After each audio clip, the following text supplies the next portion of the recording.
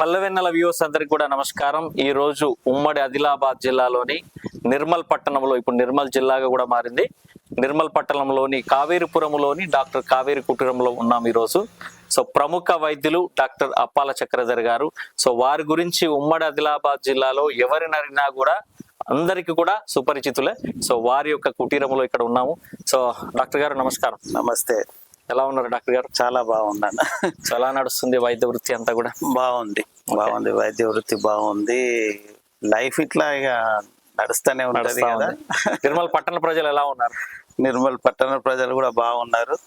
కాకపోతే ఇప్పుడు అందరికి తెలుసు కదా, ఈ ఎల్నినో ప్రభావంతో వర్షాలు లేక అందరు కూడా కొద్దిగా పరేషాన్లోనే ఉన్నారు. వర్షాలు లేకపోవడంతో అదర్వైజ్ పాపం అందరూ ఎవరి జాగాల వాళ్ళు మంచిగానే. ఆరోగ్య పరిస్థితులు ఎలా ఉన్నాయి? ఆరోగ్య పరిస్థితులు వర్షాలు లేకపోవడంతో కొంచెం జనాలు, వర్షాలు లేకపోవడంతో కొన్ని అంటే ఇప్పుడు నిజంగా కూడా ఇప్పుడు సీజనల్ వ్యాధులు అంటే water bond diseases, vector bond diseases, తర్వాత ఈ ఫుడ్ బాండ్ డిసీజెస్, ఇవి ఈ మధ్యలో మరీ అసలు వాటర్ బాండ్ డిసీజ్ అంటే నీటి ద్వారా వచ్చే వ్యాధులు చాలా తగ్గిపోయినాయి. ఎందుకనంటే అందరికి కూడా ఇప్పుడు చాలా మందికి ఇప్పుడు పూర్తి అవగాహన వచ్చేసింది కదా. అంటే వాటర్ మంచిగా తాగాల, మినరల్ వాటర్ తాగాల. ఇప్పుడు చాలా మటుకు విలేజెస్ లలో కూడా ఇప్పుడు మినరల్ వాటర్ ప్లాంట్స్ ఉన్నాయి.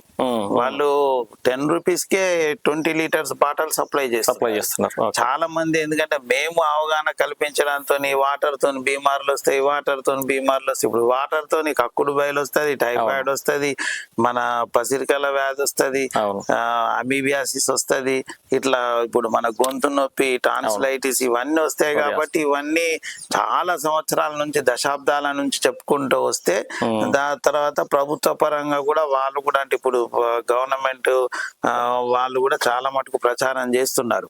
ఈ వాటర్ వల్ల చాలా ఇదని.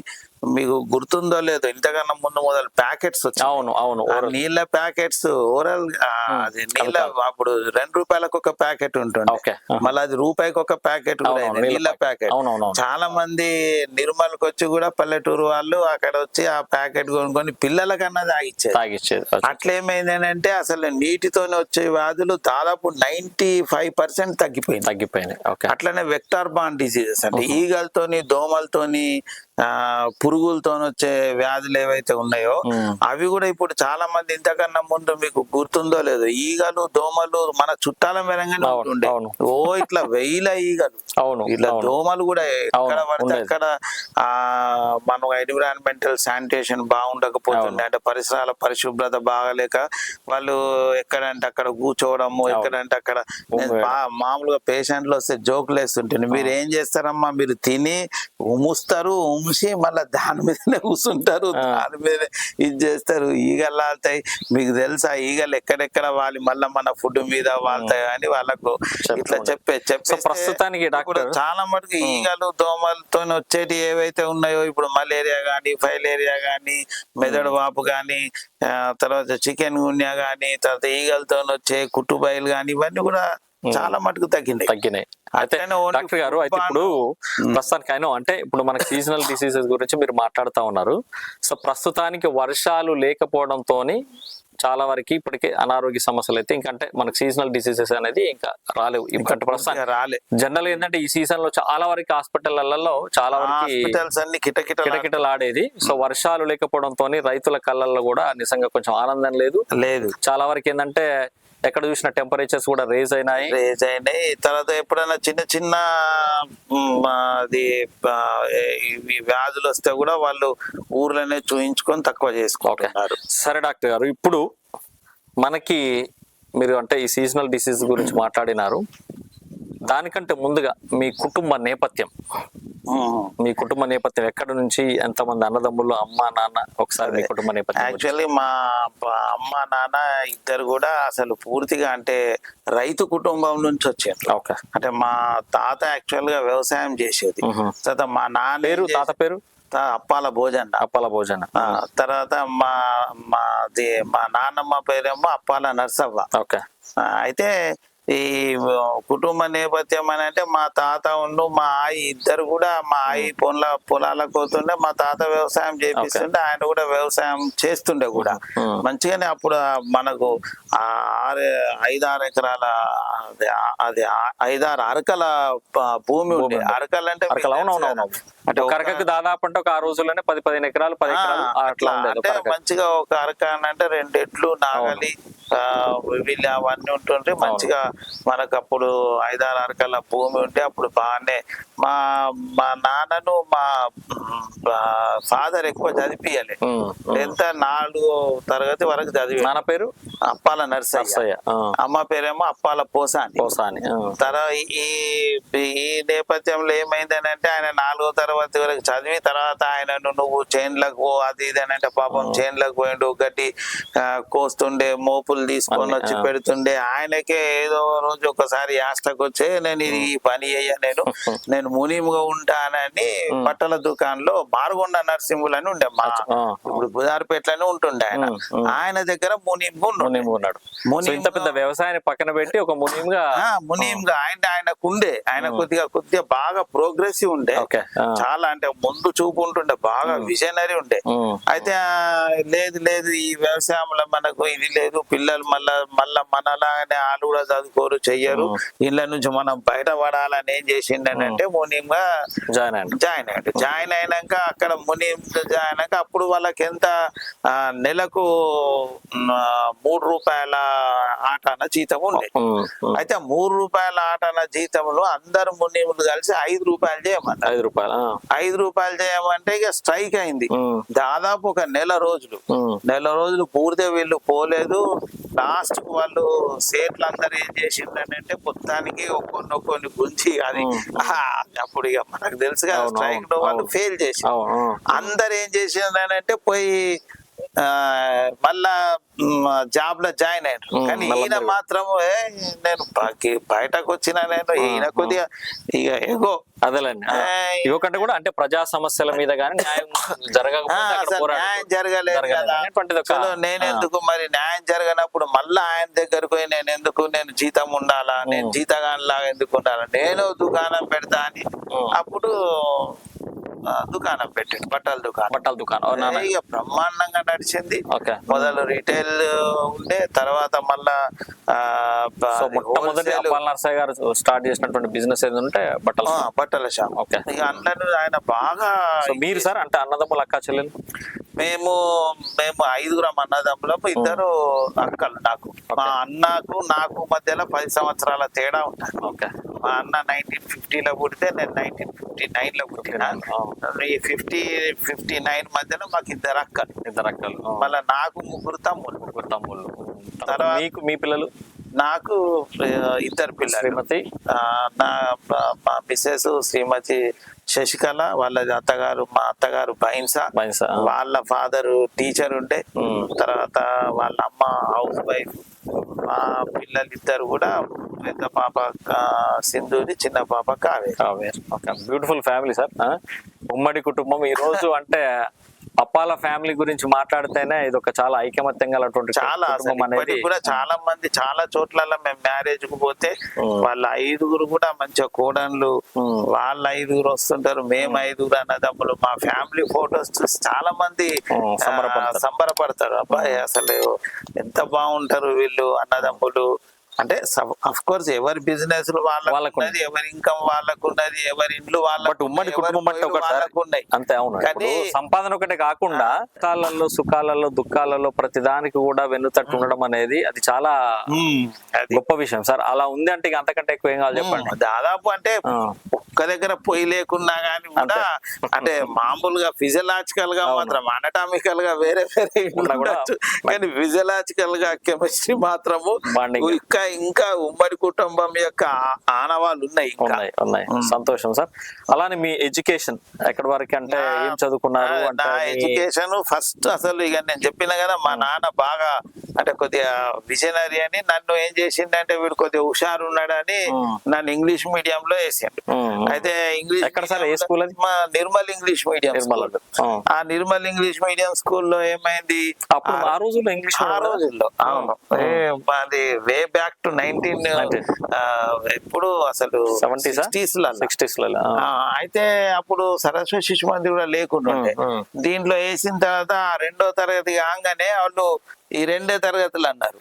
అంటే మొదలు మా ప్రీ ప్రైమరీ స్కూల్ ఉండే, తర్వాత ప్రైమరీ స్కూల్, తర్వాత అందులోనే ఫస్ట్ క్లాస్ సెకండ్ క్లాస్ ఉండే, మా దగ్గర లేదన్నారు. అప్పుడు ఏం చేసిండు మా ఫాదర్ నన్ను 2వ తరగతి నుంచి 4వ తరగతి బంగల్పేట శాఖ బడ్ల గవర్నమెంట్ స్కూల్లో చేర్పించిండు. అప్పటి నుంచి మొత్తం గవర్నమెంట్ స్కూల్లే, ఈవెన్ కాకతీయ మెడికల్ కాలేజ్ వరకు. అంటే నేను నాన్ స్టాప్ ఇక నాది 4వ తరగతి వరకు జుమరాత్ హై స్కూల్లో 5 నుంచి 10వ తరగతి, గవర్నమెంట్ జూనియర్ కాలేజ్ లో ఇంటర్మీడియట్, గవర్నమెంట్ జూనియర్ కాలేజ్ కాగానే వరంగల్ కాకతీయ మెడికల్ కాలేజ్ లో ఎంబీబీఎస్ జాయిన్ అయ్యాను. అందుకొరకే నేను నేను ఆదిలాబాద్ అనే అంటే పుస్తకం లోపల నేను రాస్తుంటా, మాకు ఇకుమతు లేక కాదు, మాకు ఇగ్రం లేక కాదు, ఆనబడి ఊరిస్తే తాతిళ్ళిచ్చే సర్కారు బడ్ల చదువుకున్నారు. ఆనబడి ఊరిస్తే తాతిళ్ళిచ్చే సర్కారు బడ్ల చదువుకొని డాక్టర్లమైన, వకీలమైన, తహసీల్దార్లైన, కలెక్టర్లైన, మినిస్టర్లైన, ఏదంటే అదైనా కైకిల్ కమాయి నియ్యత్ పైసలని ఆ పుస్తకాలు అమెరికాలో కూడా అంటే ఆనబడి ఊరిస్తే తాతిళ్ళు ఇచ్చేప్పుడు ఏమైతే అంటే బాగా వర్షం పడ్డప్పుడు మేము ఏం చేసేది అనేది అప్పుడు పోరగాళ్ళ ఆ చెప్పులలో నీళ్లు నింపుకొని అందులో క్లాస్ రూమ్ లో పోసేది. మా సార్ వచ్చినాక ఇట్లా కూర్చుంటారా మీరు, పోనీ ఇలా మీకు తాతిళ్ళు ఇచ్చిన తాతిళ్ళు అని అంటే అలాంటి గవర్నమెంట్ స్కూళ్ళల్లో, గవర్నమెంట్ కాలేజీలలో చదువుకొని కాకతీయ మెడికల్ కాలేజ్ లో మీ యొక్క ఎంబీబీఎస్ ను పూర్తి చేసుకొని తర్వాత పీడియాట్రిషియన్ పీజీ కూడా నేను అక్కడనే చేసిన. అక్కడ కాకతీయ నాకు అసలు అయితే నీలోఫర్ లో ఉండే హైదరాబాద్ లో సీటు, కానీ నాకెందుకో నా మాతృ సంస్థ మీద ప్రేమ కొద్ది అరే ఇంకా మళ్ళా హైదరాబాద్ పోయి మళ్ళా కొత్తోళ్ళ దగ్గర మళ్ళీ ఏం పంచాయతీ అని ఇక నేను ఆన్నే మా లెక్చరర్స్ వాళ్ళందరూ ఉండి వాళ్ళు కూడా నువ్వు ఇన్నే చదువుకో, మేమందరం మంచిగా చూసుకుంటామని అంటే నేను అక్కడనే కంప్లీట్ చేసి. ఎలా ఉండేది సార్ అంటే ఎంబీబీఎస్ చేస్తున్నప్పుడు కానీ పోస్ట్ గ్రాడ్యుయేట్ చేస్తున్నప్పుడు రాజకీయంగా కానీ స్టూడెంట్ యూనియన్స్ లలో ఎలా ఉండేది? స్టూడెంట్ గా ఉన్నప్పుడే అప్పుడు బాగా అక్కడ నిజంగా కూడా అంటే అప్పటికి ఈ జనరేషన్ కు అంటే అఫ్ కోర్స్ ఇప్పుడు జెన్జీ అంటున్నారు, ఆల్ఫా అంటున్నారు, పీటా అంటున్నారు. సరే అవన్నీ కూడా ఎప్పుడో ఒకప్పుడు ఒక సమస్య వచ్చినప్పుడు పూర్తిగా బాగా అది పరిపక్వత చెంది అసలు ఇక తప్పదురా అనుకున్నప్పుడు ఉద్యమాలు వస్తున్నాయి. కానీ అసలు నిజంగా డే టు డే లైఫ్ లో ఎక్కడన్నా అన్యాయం జరిగినా గానీ కూడా, అక్రమం జరిగినా గానీ కూడా, అవినీతి జరిగినా గానీ కూడా, లేకపోతే ఎక్కడన్నా నిజంగా కూడా ఏదైనా గుండాగిరి జరిగినా గానీ కూడా స్పందించే తత్వం ఇప్పుడు లేదు. ఆ రోజుల్లో మరి ఆ రోజుల్లో మేము నాకు బాగా గుర్తుంది, ఉత్తరప్రదేశ్ లో ఒక అమ్మాయిని రేప్ చేస్తే మేము బైకాట్ చేస్తాం. ఇప్పుడు పక్కింట్లోనే రేప్ జరిగితే వీడేమి ప్రజలలో అందరూ కూడా ప్రతి స్టూడెంట్ కూడా లెఫ్ట్ గాని, రైట్ గాని, ఫ్రంట్ గాని, బ్యాక్ గాని, డౌన్ గాని, అప్ గాని మొత్తానికి ఏదో ఒక భావజాలంతో విద్యార్థి పోరాటాలు చేసినాం. మేమైతే అప్పుడు లెఫ్ట్ పాలిటిక్స్ పాలిటిక్స్ లో ఉండుంటే ఆ. అప్పుడు నిజంగా ప్రజల తరపున మేము పోరాడినాము. ప్రజలు అంటే భూమి కొరకు, భుక్తి కొరకు, జాతుల విముక్తి కొరకు పోరాటం చేసినాము. ప్రజల పక్షాన నిల్చున్నాము. గ్రామాలకు తరలండి అని చెప్పి గ్రామాలకు వెళ్ళినాము. అప్పుడు నిజంగా కూడా మంచి మంచి పోరాట యోధులు కలిసి మేము పనిచేసాము. అందులో ఎస్పెషల్లీ జైల్లో పాలైనాము. ఒకసారి 2 సార్లు సెంట్రల్ జైలుకు పోయినా, ఒకసారి పోలీస్ స్టేషన్ పోయినా, 2 సార్లు బెయిల్ తెచ్చుకున్నా. ఇక అనేక రకాల మరి ఇట్లా చదువు మరి ఎలా కొనసాగే సార్? అది ఇంటి నుంచి ఇబ్బందులు ఉండేది కదా, మరి కొడుకు ఇట్లా చేస్తున్నాడంటే అంటారు కదా, మామూలుగా మూర్ఖుడైన వాడు కమ్యూనిస్ట్ గాడు, కమ్యూనిస్ట్ అయిన వాడు మూర్ఖుడు కాదు. ఓకే. అందుకొరకే మేము అప్పుడు ఒక విజన్ అంటే ఒక ప్రజా సమస్యల పైన ప్రజా సమస్యలతో పోరాటం చేయాలని ఒక పోరాట పోరాట భావజాలం. దాంతో మేము సైమల్టేనియస్ గా అంటే ఒక దిక్కు చదువు కొనసాగిస్తూ మాకు ఒక విజన్ ఉండే. మనం పోరాటం చేసినా, ప్రజల తరపున ఉన్నా, లేకపోతే విద్యార్థి సమస్యల మీద పోరాటం చేసినా, రైతుల సమస్యల మీద పోరాటం చేసినా, లేకపోతే కార్మికుల తరపున పోరాడినా కానీ ప్రజలకు న్యాయం జరగాలి. మనం ప్రజలకు న్యాయం జరగాలి. అట్ ద సేమ్ టైం మనం కూడా నష్టపోవద్దు. మనం కూడా మన చదువును కొనసాగిస్తూ మనం తర్వాత మళ్ళా మనం సమాజం లోపల మన వంతు కర్తవ్యం మనం నెరవేర్చాల్సి ఉంటుంది. కాబట్టి మన చదువును కూడా అదే ఉద్యమ స్ఫూర్తితోని, అంటే మేము చదువును కూడా ఉద్యమంలా కొనసాగిస్తాం. అందుకొరకే చాలా మంది అంటుంటారు, అరే కేఎంసీలో చదివినోడిని ఆఫ్రికా అడవులలో పడేస్తారా అని. అంటే అంత అలాంటి ఒత్తిడిలకు గురైన ఏదైనా కూడా మళ్ళీ దృఢ సంకల్పంతో కొనసాగించడం. అంటే ప్రజా సమస్యల మీద, విద్యార్థి సమస్యల మీద ఏ విధంగా అయితే పోరాటం చేసినామో, ఏ విధంగా అయితే ఉద్యమ స్ఫూర్తి ఉండేనో, అట్లనే మా చదువును కూడా ఒక ఉద్యమంలా కొనసాగించేవాళ్ళు. ఓకే. ఆ టైంలో సార్ అంటే ఉద్యమ నాయకులు తీసుకున్నా, లేదా ఇటు RSU విభాగం తీసుకున్నా, లేదా నక్సలైట్లు తీసుకున్నా కూడా ఎలాంటి వారితో అప్పుడు మీ యొక్క అనుబంధం ఉండేది? అప్పుడు గదర్ గారు కూడా అక్కడ ఆ టైంలో అక్కడే ఉండేదా, లేకపోతే అసలు ఇటు కవులు తీసుకున్నా కూడా ఇటు జయరాజ్ గారు కావచ్చు, గోరెడ్డి వెంకన్న గారు కావచ్చు, అంటే ఇంకా మిగతా ఇంకా మీకు ఉన్నటువంటి అనుబంధంగా ఉన్నటువంటి మిత్రులు? అయితే అప్పుడు నేను అంటే చాలా అంటే మల్టీ డిసిప్లినరీ యాక్షన్ ఉండే. అంటే అన్ని రకాలైనటువంటి పోరాటాలు చేసినాం. ఒక దిక్కేమో ప్రజా సమస్యల మీద పోరాటం చేసినాము, ఒక దిక్కేమో విద్యార్థి సమస్యల మీద పోరాటం చేసినాము. విద్యార్థులు అనగదొక్కడము, విద్యార్థులను ఎవరన్నా ప్రొఫెసర్స్ సతాయిస్తే, విద్యార్థులను భయపెట్టిస్తే, విద్యార్థులది ఏం తప్పు లేకున్నా కానీ వాళ్ళని ఫెయిల్ చేస్తే, వాళ్ళకు మార్కులు తక్కువేస్తే అటువంటి సమస్యల మీద, హాస్టల్ సమస్యల మీద, తర్వాత అక్కడ మెస్ లో జరిగే అవకతవకల మీద, తర్వాత సోషల్ వెల్ఫేర్ ఫండ్స్ అబ్యూస్ కాకుండా చూడడము, తర్వాత సరైనటువంటి విద్యార్థులకు అంటే పేద విద్యార్థులకు సోషల్ వెల్ఫేర్ ఫండ్ వచ్చే విధంగా, తర్వాత హాస్టల్ ఫీజు పూర్తిగా మాఫీ చేసే విధంగా పోరాటాలు చేసినాము. అదే విధంగా అన్ని నర్సింగ్ స్ట్రైక్ అయితే నర్సెస్ తరపున పోరాటం చేసినాము. అట్లనే డాక్టర్స్ తోని డాక్టర్స్ తరపున కూడా మేము పోరాటాలు చేసినాము. సో ఈ రోజు అంటే డాక్టర్ చక్రధర్ గారు నేను అనేది ఏంటంటే, అప్పుడు ప్రతి సమస్య మీద స్పందించే గుణము అది ఏదన్నా కానీ, ఈవెన్ నేను నా ఒక RSU, PDSU, SFI, ASF కాదు, ఇవన్నీ లెఫ్టిస్ట్ ఆర్గనైజేషన్స్. ఏది ASF గానీ, SFI గానీ, RSU గానీ, PDSU గానీ, RYL కానీ ABVP తరపున కూడా ABP వాళ్ళు పోరాటాలు చేసిండ్రు. వాళ్ళ భావజాలంతో వాళ్ళు కూడా విద్యార్థి సమస్యల మీద. కానీ మొత్తానికి ప్రతి విద్యార్థి కూడా ప్రజా సమస్యల మీద, విద్యార్థి సమస్యల అన్నిటి మీద చురుకుగా పాల్గొనే ఒక భావజాలం ఉన్నటువంటి ఆ పీరియడ్ లో ఉన్నాం. అప్పుడు ఆ పీరియడ్ లో ఉన్నాం. అది మా ఒకరికొకరు వెన్నుదన్నుగా ప్రతి ఒక్కరికి కూడా సంఘటన శక్తి అనేలాగా ఆ విధంగా అందరూ కూడా పోరాటం చేశారు. విద్యార్థులందరూ కూడా పోరాటం చేశారు. వాళ్ళు ఏ భావజాలం, అప్పుడు ఆ పోరాటంలో దారులు వేరైనా గానీ కూడా గమ్యం ఒకటే అంటారు కదా, అట్లా దారులు వేరైనా గానీ గమ్యం ఒకటే పరిస్థితి అప్పుడు ఉండే. ఆ సమయం లోపల ఆ పీరియడ్ లో మేము చదువుకోవడం అనేది నిజంగా మా అదృష్టం. Okay, good to hear from you sir. అంటే ఎలాంటి ఉద్యమ నాయకులతో ఆ రోజుల్లో పనిచేసినారు? ఎందుకంటే ఇప్పుడు మీకు భావజాలం కానివ్వండి, సమస్యల పైన, ఇప్పుడు ఆ రోజుల్లో స్టూడెంట్ ఉద్యమాలలో కొందరు నాయకులు మార్గదర్శకుల ఉండి కూడా వాళ్ళ యొక్క సూచనలు కానీ సలహాలు తీసుకుంటూ కూడా వెళ్ళేవారు కదా అప్పుడు. అంటే ఇక మనము సరే లీగల్ ప్రాబ్లమ్స్ ఇప్పుడు ఏం రావు, ఇప్పుడు మేము లెఫ్ట్ పాలిటిక్స్ లో లేము, తర్వాత నక్సల్ మూవ్మెంట్ ను మేము సపోర్ట్ చేస్తలేము కూడా. ఇప్పుడున్న భారతదేశ పరిస్థితులలో, ఇప్పుడున్న ప్రజాస్వామ్య పరిస్థితులలో, ఇప్పుడున్న ప్రజల సమస్యలకు నక్సలిజం అనేది అవసరం లేదు. ఎందుకనంటే నక్సలిజం అవసరం లేదు, ఈ మావోయిస్టులు కూడా అవసరం లేదు. ఇప్పుడు కూడా మావోయిస్టులు గాని నక్సలైట్స్ గాని ఏ వర్గమైన వాళ్ళు కూడా ఇప్పుడు జనజీవన స్రవంతి లోపలికి వచ్చి ప్రజా సమస్యల మీద వాళ్ళు ప్రజాస్వామ్యబద్ధంగా పోరాటం చేస్తేనే ఏదైనా లాభం ఉంది, కానీ ప్రజలు దానికి సిద్ధంగా లేరు. ప్రజలు సాయుధ పోరాటం చేయడానికి సిద్ధంగా లేరు. ఎందుకనంటే ప్రజలు సాయుధ పోరాటం చేయాల్సిన అవసరం లేదు.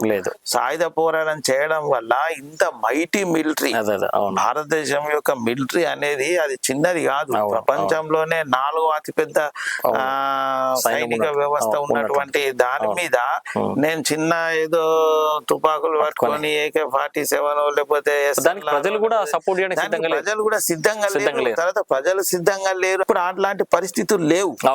ఇప్పుడు అలాంటి పరిస్థితులు లేవు, అది అవసరం లేదు. కాకపోతే మనం కనీసము ప్రజాస్వామ్యయుతంగా అంటే ప్రజాస్వామ్యబద్ధంగా అయినా కానీ కూడా ప్రశ్నించే గొంతుకలు అవసరం ఉన్నది. అందులో గొంతుకలు మాత్రం అవసరం. లోపల ఉన్న దానికంటే కూడా బయటనే ఇక్కడ ప్రపంచ అంటే జనాల మధ్యనే ఉంటూ జనంలోనే పోరాటం చేస్తూ ప్రశ్నించాల్సిన దీనికి కూడా అసలు ఇంత అవినీతికి ఇంత ప్రపంచంలో ఉన్నటువంటి మొత్తము అస్తవ్యస్తమైనటువంటి మస్తిష్కపు మహా మనుషులు ఉన్నటువంటి ఈ పీరియడ్ లోపల దీనికి అందరికి కారణం కూడా ప్రపంచ లీడర్షిప్ ఫెయిల్యూర్. ప్రపంచ వ్యాప్తంగా నాయకత్వం యొక్క ఫెయిల్యూర్ వల్లనే ఈ రోజు ఈ పరిస్థితులు ఉన్నాయి. ఇది నేనైతే ఘంటాపదంగా చెప్తా, ఎందుకంటే ఇది నా వ్యక్తిగత అభిప్రాయము. తర్వాత ఇది నిజంగా కూడా ప్రపంచ వ్యాప్తంగా, ఒక్క ఇండియాలోనే కాదు, ప్రపంచ వ్యాప్తంగా నాయకత్వం ఫెయిల్యూర్ లో ఉన్నది.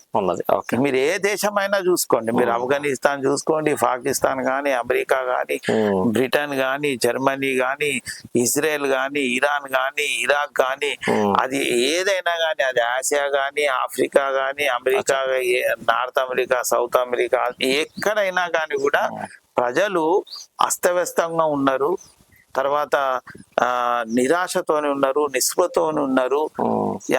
అంటే దానికి కారణం ప్రపంచ నాయకత్వమే దానికి కారణం. అది మనం సరిదిద్దాల్సిన అవసరం ఉన్నది. Thank you sir. సో ఇప్పుడు డాక్టర్ చక్రధర్ గారిని ఒక నాయకుడుగా ఈ రోజుల్లో కూడా అంటే మాకు తెలుసు, అంటే అంతకుముందు కూడా మీరు రాజకీయాలలో కూడా కొంతవరకు ప్రవేశం చేసి కూడా కొంత సక్సెస్ఫుల్ గా ముందుకెళ్ళినారు. సో ఈ రాజకీయ ప్రస్తావన బీజం అనేది మీరు ఉద్యమ నాయకుడిగా ఉన్నప్పుడైనా, మీరు అంటే విద్యార్థిగా ఉన్నప్పుడైనా ఇవన్నీ కూడా? విద్యార్థిగా ఉన్నప్పుడు, ఎందుకంటే నేను KMC లో ఉన్నప్పుడే ఎలాంటి పదవులు చేపట్టారు సార్ అక్కడ? నేనిగా అంటే అక్కడ పదవుల కన్నా ఎక్కువగా క్రియాశీలక కార్యకర్తగా, తర్వాత నేను విరసంలో కూడా ఉన్నాను. విరసం లోపల టౌన్ జాయింట్ సెక్రటరీగా ఉండుంటేని, ఇక తర్వాత RSU లో కూడా ఉండుంటేని. RSU అప్పుడు RSU మీద బాగా నిషేధం ఉండే, తర్వాత ఒత్తిడి ఉండే, బాగా అణిచివేత ఉండే. అందుకొరకే మేము కాలేజీలో PSO అని పెట్టుకున్నాము, ప్రోగ్రెసివ్ స్టూడెంట్స్ ఆర్గనైజేషన్. ఇది ఒక్క వరంగల్ ప్రాంతంలో చాలా ఎక్కువ బలంగా ఉన్నది. ఎందుకు సార్ అది? అంటే అక్కడ మన ఇది కూడా ఉంది కదా, ఇది మన REC కూడా ఉంది. మెయిన్ గా ఏంటంటే అక్కడ ఉన్నటువంటి విద్యార్థులు, అంటే ఇప్పుడు కాకతీయ యూనివర్సిటీ ఉన్నది, రీజనల్ ఇంజనీరింగ్ కాలేజ్ ఉన్నది, తర్వాత కాకతీయ మెడికల్ కాలేజ్, అట్లనే CKM కాలేజ్ ఉన్నది. మీరు అన్నది నిజం. ఎందుకు అక్కడ ఇది ఉన్నది అని అంటే, ఇప్పుడు మీరు హైదరాబాద్ కు వరంగల్ కు పోలిస్తే హైదరాబాద్ లోపల ఏంటిది అని అంటే మొత్తము దాదాపు అక్కడ అంటే పట్టణ పాపులేషన్, అంటే నాగరికత అనొచ్చు, లేకపోతే పట్టణీకరణ ఎక్కువ ఉంది కాబట్టి అక్కడ ఉన్నటువంటి విద్యార్థులకు అన్ని వసతులు, అంటే మంచి మంచి కాలేజీలు, తర్వాత మంచి మంచి లైబ్రరీలు, వాళ్ళకి ఏంటంటే భవిష్యత్తు మీద వాళ్ళకు ఒక ఆశ ఉండేది. ఇక్కడ ఏంటిది, ఇక్కడ వీళ్ళందరూ గ్రామీణ స్టూడెంట్స్, గ్రామీణ నేపథ్యం ఉన్న వాళ్ళు, వాళ్ళ తల్లిదండ్రులు ఏ విధంగా కష్టపడుతున్నారు వాళ్ళకి తెలుసు. వాళ్ళ తాత ముత్తాతలు ఏ విధంగా కష్టపడ్డారు తెలుసు, ఇప్పుడు ఏ పరిస్థితులలో ఉన్నారు తెలుసు. కాబట్టి ఇప్పుడు ఆర్ఈసీలో కానీ, ఆర్ఈసీలో అయితే ఇండియా మొత్తం నుంచి స్టూడెంట్స్ ఉండేది. ఇప్పుడు కాకతీయ యూనివర్సిటీ లోపల మొత్తం గ్రామీణ నేపథ్యం ఉన్న వాళ్ళు ఉండేది. అట్లనే కాకతీయ మెడికల్ కాలేజీలో కూడా గ్రామీణ నేపథ్యం గల వాళ్ళు. వాళ్ళకి ఏంటంటే వాళ్ళ కుటుంబ నేపథ్యం, వాళ్ళు ఉన్నటువంటి వాళ్ళ విలేజెస్ లో ఉన్నటువంటి పరిస్థితులు.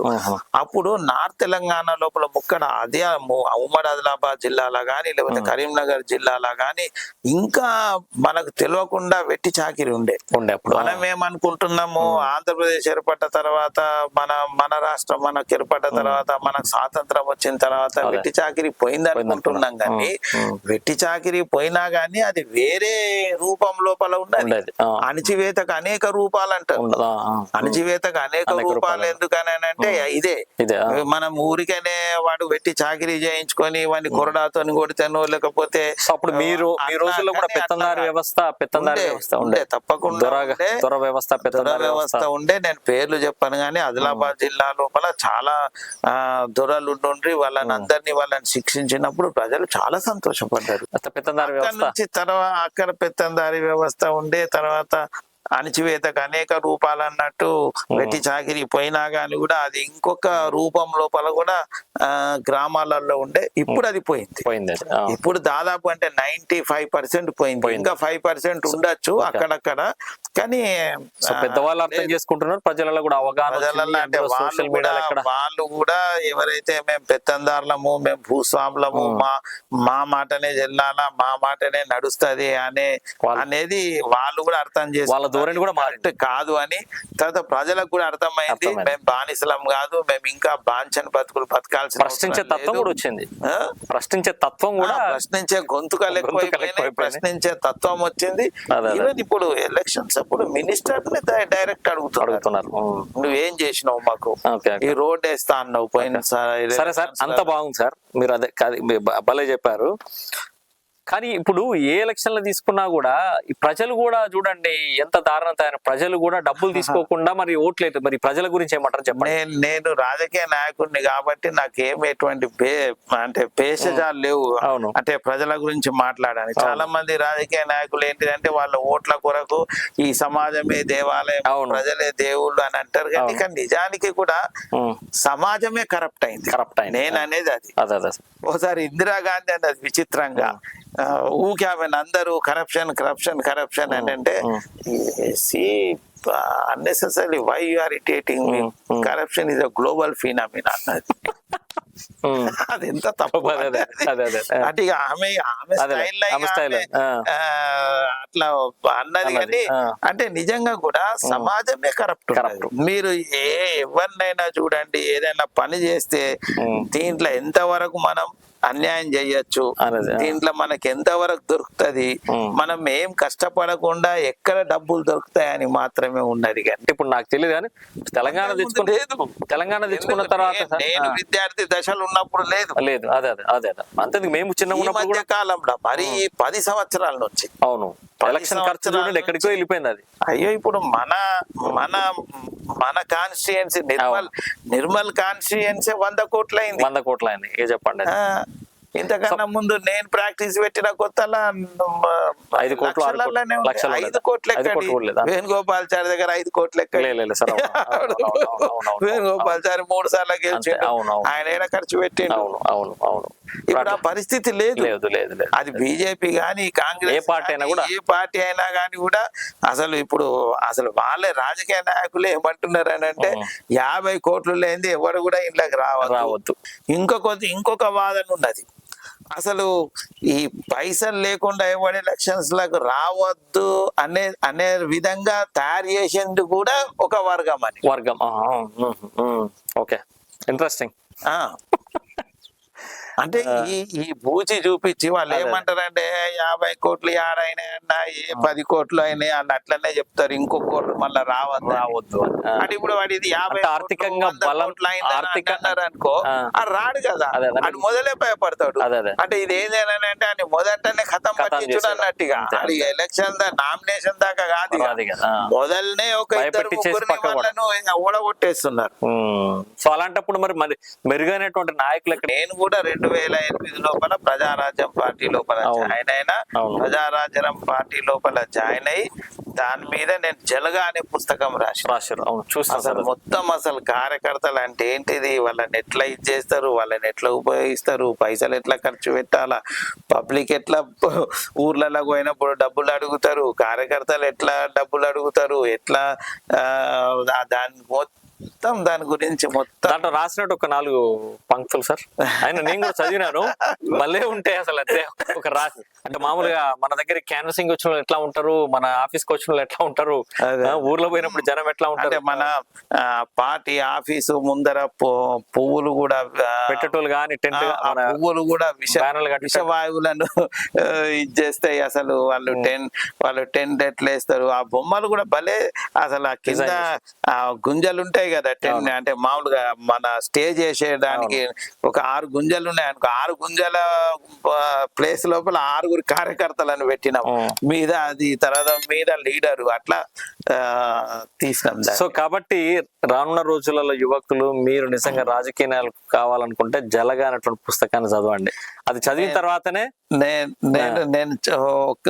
నా దగ్గరికి ఒక లేడీ డాక్టర్ వచ్చింది, నేను ఇట్లా పోటీ చేస్తున్నానంటే, నువ్వు పోటీ చేయగానే జలగా ఒకటి దీర్ఘ కవిత 20 పేజీలు చదివిన తర్వాత నీ ఇష్టం. నాకు ఇంకో డాక్టర్ చెప్పిండు, చక్రధారి నువ్వు చెప్పింది నిజమే, నేను పబ్లిక్ లకు పోతుంటే నాకు నువ్వు ఏది చెప్తే అది గుర్తుకొచ్చుడు. కానీ ఇట్లాంటప్పుడు సార్ అంటే ఇప్పుడు ఒక మంచి డైరెక్ట్ అసలు మీరు విచిత్ర పడతారు. ఒకడు వస్తాడు, సార్ నా దగ్గర 50 ఓట్లు ఉన్నాయి, మనం ఎంత సార్ 5,000 ఖర్చు పెడితే 50 ఓట్లు. ఇంకొకడు సార్ ఆడంతా మొత్తం 5,000 ఓట్లు ఉన్నాయి, 5,000 ఓట్లు నేను చూసుకుంటా, మీరు ఏం లేదు ఒక 2 లక్షలు ఇప్పుడు ఇవ్వండి, మళ్ళీ ఎలక్షన్స్ అప్పుడు 3 లక్షలు, 5 లక్షలకు 5,000. అంటే ఇది ఒక రకమైనటువంటి వర్గం ఇది అంతే. ఇక ప్రతిదీ అచ్చా పోనీ మరి ప్రజలన్నా గాని కూడా ఇది అలాగా ప్రజలు కూడా డబ్బులే. వాళ్ళు ఏమంటున్నారు, ఏమైతే సార్ వాడు ఉత్తగా వాడి దగ్గర పైసలు ఉన్నాయి కాబట్టి ఇస్తున్నాడు, అదొకటి. ఇస్తేనేమో వాడికి బాగా బలిసి ఇచ్చాడు, లేకపోతే వాడు బిచ్చగాడు అందరికి ఎందుకు పోవాలా. ఇంకొకటి ఇప్పుడు కొత్తగా తయారైంది. ఇప్పుడు ఏం చేస్తున్నారు, మొన్న అక్కడ మన హైదరాబాద్ అంటే అక్కడ చుట్టూ మున్సిపల్ ఎలక్షన్ ఒక్క ఓటుకు 30,000 ఇచ్చిందట. 30,000 రూపాయలు. 30,000. అయితే నాకు తెలిసిన ఒక కుటుంబం ఉన్నది ఆడ 5 ఉన్నారు. వీడు 30,000 ఇచ్చిండట, వీడు 20,000 ఇచ్చిండట. 3-5 లక్షన్నర, 20,000 లక్ష, అంటే 2.5 లక్షలు. 2.5 లక్షలు. ఇప్పుడు ఏమైతుంది, ఇప్పుడు కొద్దిగా గిల్టీ ఫీలింగ్. అంటే ఇప్పుడు ఒకటి దాన్ని ఏమంటారు, న్యాయాల మధ్య యుద్ధం లాగా. అదేదో పెద్ద ఈడేదో సత్యపూస సూత్యకామ లాగా, ఆడేదో సత్యపూస. అయితే ఎట్లా మనం 5 ఉన్నాం కదా, 30,000 ఇచ్చినోడికి మీరు 3 వేయండి, 20,000 ఇచ్చినోడికి నేను 2 వేస్తా. ఇక 5 ఏం చేసిండంటే ముగ్గురేమో ఒక్కడికి వేసిండ్రు, ఇద్దరేమో ఒక్కడికి వేసిండ్రు. ఇక వాళ్ళకి పాపం కదట. ఇక ఇదో కథ. Interesting story sir. కానీ ఇలాంటప్పుడు సార్ అంటే భారతదేశం కావచ్చు, ఈవెన్ తెలుగు రాష్ట్రాలు కావచ్చు, ఎంటైర్ కంట్రీ కావచ్చు, ఎట్లా సార్ అంటే కొన్ని చెప్తుంటే చాలా బాధగా ఉందంట. చాలా బాధగా ఉంది. మరి కాదు సార్, ఇప్పుడు ఇవన్నీ ఎవరికైనా తెలివయా అంటే, ఇప్పుడు సరే మోడీకి చాలా, మోదీకి తెలుసు, అవును, ఆయన ఏదో ఆయన జాగాలో ఆయన ఏదో చేస్తున్నాడు. ఆయన బ్రహ్మచారి, పిల్లలు లేరు, భార్య దగ్గర లేదు, ఆయనకి ఏం అవసరం లేదు. అవును. యోగి గాని మోదీ గాని వీళ్ళందరూ కూడా నిజంగా కూడా వాళ్ళేం పెద్ద స్కాములు చేసి కొనబోయేది ఏం లేదు. వాళ్ళేమి మనం అందరం 1000 ఏళ్ళు బతకడానికి రాలేదు.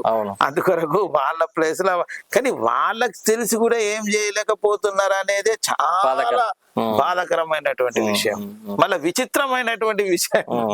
సరే, ఇప్పుడు మన తెలుగు రాష్ట్రాల్లో తీసుకుందాం. ఇప్పుడు ఉన్నటువంటి ప్రభుత్వాలు, అంతకుముందు ప్రభుత్వాలు కావచ్చు, ఇవంతా కూడా ఇంకోటి పోలీస్ శాఖకు ప్రతిదీ తెలుసు. ఇంటింటికి పోయి నాయకుడే పైసలు ఇస్తున్నప్పుడు మరి పోలీస్ శాఖ ఏం చేస్తుంది సార్? ఇప్పుడు అంతా అదే కదా, ఇది మొత్తం ఇక అదొక వ్యవస్థ తయారైంది. మన కృష్ణంరాజు అంటే వ్యవస్థనే అవస్థల పాలైంది. అంటే మరి దీన్ని ఎట్లా మంచి చేయొచ్చు అనే దానికి అది ప్రశ్న అది సమాధానం. ఇప్పుడు అమెరికాలో కూడా ఎలక్షన్స్ ఉంటాయి కానీ ఇట్లా మామూలుగా అంటే ఇంటింటికి వెళ్ళి పంచేటువంటి కార్యక్రమాలు ఈ వ్యవస్థలు అసలు ఎక్కడ కనబడదు సార్. ఎక్కడ ఫ్లెక్సీలు కనబడదు. వాళ్ళు ఇంటింటికి కూడా పోరట, ఓన్లీ టీవీ షోలు, డిబేట్స్, డిబేట్స్ ప్రమోట్ చేసుకోవడము అంతే తప్ప కానీ సామాన్య ప్రజానికి ప్రమోట్ చేసుకోవడానికి కూడా ఫండ్స్ కలెక్ట్ చేయడం, అకౌంటబిలిటీ ఉండడం, దానికి కంపల్సరీ మళ్ళీ నీకు టాక్సేషన్ లో మళ్ళీ సబ్మిట్ చేసుకోవాలి. ఏ విధంగా చేస్తే బాగుంటది అనేది అసలు నిజంగా కూడా. ఇంకో గమ్మత్ ఏంటిది అని అంటే అక్కడ 2 పార్టీల వ్యవస్థ ఉన్నది అమెరికా.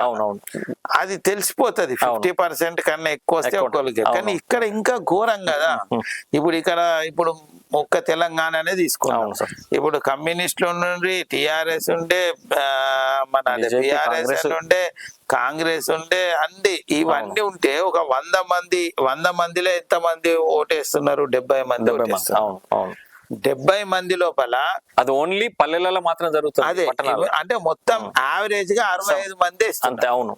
65 మంది లోపల ఎవరికి 30 మంది వేస్తే చాలు వారు అధికారంలోకి వస్తున్నారు. అంటే 130 మంది వేస్తేనే అధికారంలోకి వచ్చినప్పుడు అది మెజారిటీ గవర్నమెంట్ ఎట్లయితుంది? కానే కాదు సార్. అంటే ఇది ఉప్మా స్టోరీ లాగా, ఉప్మా స్టోరీ అని ఉన్నది. హాస్టల్ పిల్లలందరూ 100 మందిని, అరే మీకు ఏం టిఫిన్ కావాలరా అని అంటే 20 మంది దోశ, 10 మంది ఉప్మా, పెసరట్టు, 20 మంది ఉప్మా అంటారట. మొత్తం తీస్తే ఎవరిది మెజారిటీ ఉన్నది? ఉప్మాది మెజారిటీ. ఉప్మా పెట్టారు.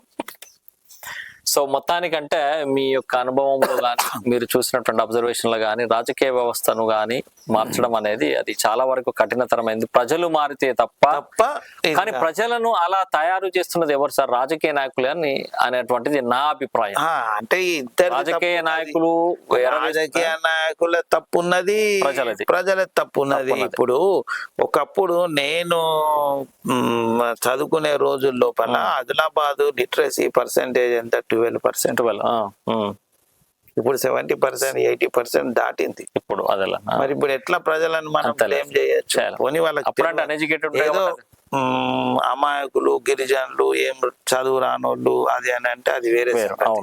మైదాన ప్రాంతంలో ఉండి చదువుకొని అసలు ఉద్యమంలో పాల్గొనే వాళ్ళు, ఉద్యమంలో పాల్గొనే వర్గం కూడా ఎమ్మెల్సీ ఎలక్షన్స్ లలో టిఆర్ఎస్ కు ఓటేయమని అంటే 3000 రూపాయలు అడిగిండ్రు.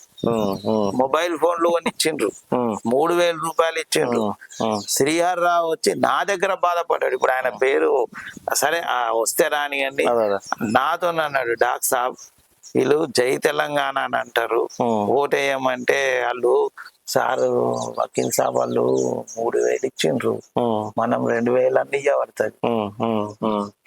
అదేం స్ఫూర్తి? అదే అట్లాంటప్పుడు మంచి నాయకులు ఎక్కడికి వెళ్ళి వస్తారు చెప్పండి? ఎక్కడి నుంచి వస్తారు? సో ఇప్పుడు థ్యాంక్ యూ సార్. అంటే మీరు మొత్తాన్ని రాజకీయ వ్యవస్థ గురించి ప్రక్షాళన చేసి రాజకీయ వ్యవస్థ ప్రస్తుతం ఎట్లా ఉందనేది, అలాగే మనకి కావేరీ ఫౌండేషన్ పైన కావేరీ హాస్పిటల్ కూడా కన్స్ట్రక్షన్ చేయడం జరిగింది. అలాగే దాదాపు ఒక 4 దశాబ్దాల నుంచి 5 దశాబ్దాలుగా మీరు వైద్య వృత్తిగా ఒక పీడియాట్రిషియన్ సేవలు కొనసాగిస్తున్నారు.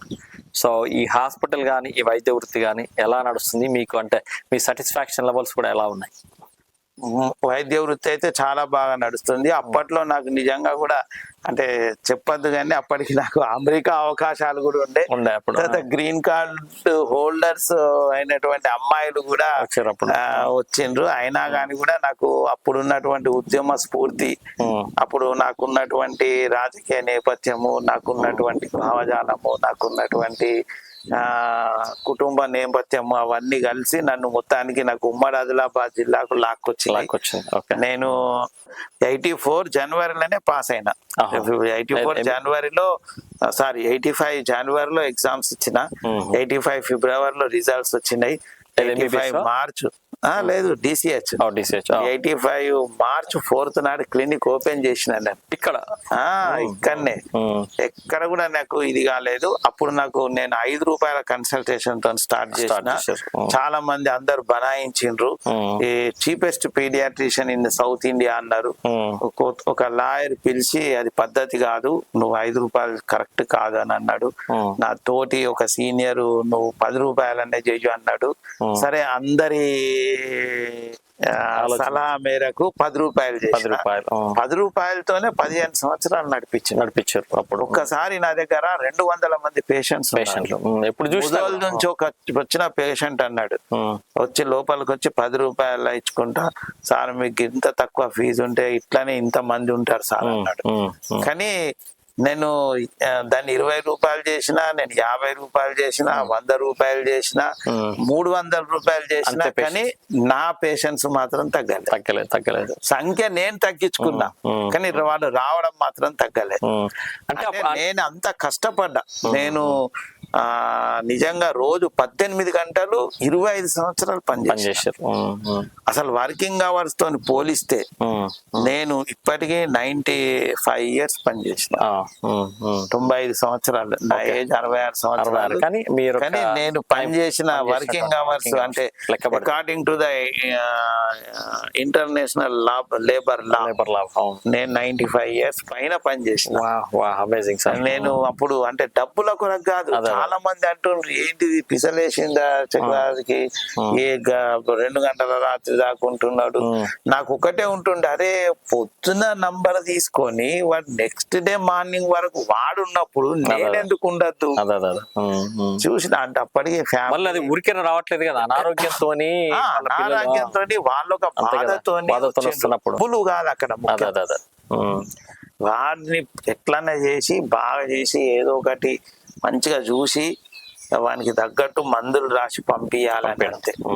అందులోపలనే నాకు నిజంగానే ఇప్పుడు బరకత్లనే హరకతున్నా అంటే బరకత్లనే ఉన్నది అంటారు కదా, దాంట్లోనే నాకు బరకత్ ఉండే, నాకు డబ్బులు వచ్చినాయి. నాకు అంటే నేనేమో అనవసరంగా ఫీజు ఎక్కువ తీసుకోలేదు, అనవసరంగా నేను మందులు రాయలేదు, అనవసరమైన ఇన్వెస్టిగేషన్ చేయలేదు. నా దగ్గర ల్యాబ్ లేకుండే, ఎక్స్రే లేకుండా ఉండే, నా దగ్గర ఏం లేకుండా ఉండే, పూర్తిగా చూసి రాస్తుంటేని మొత్తానికైతే నాకున్నటువంటి అనుభవంతో రోగ నిర్ధారణం చాలా చక్కగా చేస్తుంటేని, చక్కటి మందులు రాస్తుంటేని, చక్కగా తక్కువ అవుతుండే. అట్లా నాకు దినదినాభివృద్ధి అంటారు.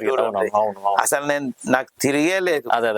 సమయం ఒక నిమిషం కూడా సమయం ఉండేది కాదు నిజంగా కూడా. అట్లా నేను ఇంకొకటి సార్ అంటే నేను పని చేసిన, నాకు అట్లా అంతటి నాకు సేవాభావం ఉండే. నేను చెప్పుకోవద్దు నాది లేదు, కానీ ఇప్పటికి బయట కూడా చాలా మంది అంటారు కూడా, గుర్తు చేసుకుంటారు.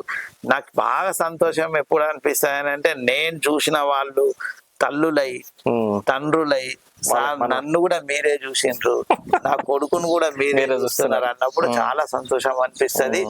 ఇంకా అందులో ఈ మధ్యలో అయితే నానమ్మలు అమ్మమ్మలు కూడా వస్తున్నారు, సార్ నన్ను మీరే చూసిండ్రు, నా బిడ్డను మీరే చూసిండ్రు, నా మన్మని కూడా మీరే చూస్తున్నారు అని అంటే చాలా ఆనందం అనిపిస్తది.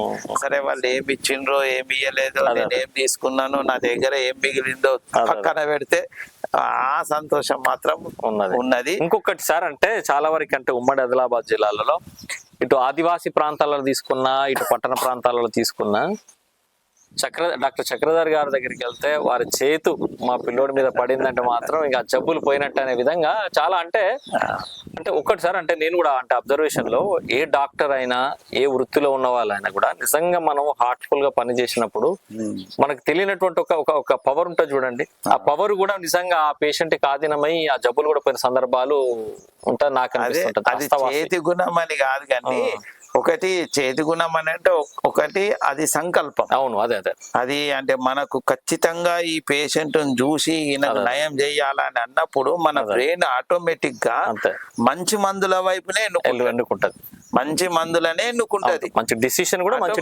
అది కరెక్ట్ సరైనటువంటి నిర్ణయం తీసుకుంటది. తర్వాత మన మీద నమ్మకంతో వచ్చిన పేషెంట్ వాడు కూడా సరైన డిసిషన్ తీసుకుంటాడు. తర్వాత మనం రాసిచ్చిన మందులను మనం ఎట్లా చెప్తే అట్లా వాడతాడు. ఇప్పుడు మనం కరెక్ట్ మనం ఎన్ని రాస్తే అన్ని తీసుకుంటాడు. ఇలా 3 ఫ్యాక్టర్స్ ఉన్నాయి వైద్య వృత్తి బాగా సక్సెస్ కావడానికి. ఒకటి నా సంకల్పము, నేను తీసుకునే రైట్ డిసిషన్, నేను తీసుకునే రైట్ మందులు ఒకటి. రెండోది చాలా తక్కువ ధరలో రాయడము. ఇవి పేషెంట్ తరపున పేషెంట్ కూడా నా మీద నమ్మకంతో పూర్తి మందులు తీసుకోవడము, నేను చెప్పినట్టే కరెక్ట్ మందులు వాడడము, ఇది నేను చెప్పినన్ని రోజులు వాడడం. దీని వల్ల ఏమైందని అంటే కరెక్ట్ గా ఆ వ్యాధి అనేది పూర్తిగా తగ్గిపోయి నయమైంది. Thank you sir. ఇప్పుడు ఈ తరం ఉన్నటువంటి డాక్టర్స్, యువతి ఆర్ యువకులు ఉన్నటువంటి డాక్టర్స్ కి మీరు ఇచ్చే సలహాలు ఏంటి, సూచనలు? ఇంకొకటి సార్, ఇప్పుడు ఆ రోజుల్లో ఏంటంటే మనకి కాకతీయ, గాంధీ అండ్ ఉస్మానియా అండ్ తర్వాత విజయవాడ, అటు రంగరాయ మెడికల్ కాలేజ్, కొన్ని దాదాపు అంటే ఒక 10 కాలేజ్, ఒక 8-9 కాలేజీలు మాత్రమే ఉండేది అంటే ఉమ్మడి రాష్ట్రాలలో. ఇప్పుడు ప్రతి జిల్లాకు ఒక మెడికల్ కాలేజ్ అయింది. దానివల్ల అంటే నిజంగా ఉపయోగం ఉందంటారా? ఇంకోటి నాకు అంటే చాలా వరకు వినిపిస్తున్నది ఏంటంటే క్వాంటిటీ పెరిగింది, క్వాలిటీ పెరిగింది, క్వాంటిటీ అనేది కాదు. క్వాంటిటీ పెరిగింది, క్వాంటిటీ పెరిగింది, క్వాలిటీ అనేది తగ్గింది. అది అక్షరాల నిజము. అసలు దాని వల్ల పూర్తిగా ఆలోపతి వ్యవస్థ పూర్తిగా సర్వనాశనం అయ్యే పరిస్థితికి వచ్చింది. ఎందుకనంటే అందరూ అంటే మీరు అన్నారు కదా, మీరు ఇచ్చే సలహా ఏంటిది అని అంటే చాలా మంది డాక్టర్స్ రావడం వల్ల కాంపిటీషన్ ఎక్కువైంది. కాంపిటీషన్ ఎక్కువ కావడం వల్ల అడ్డదారులు దొక్కడం కూడా ఎక్కువైపోయింది.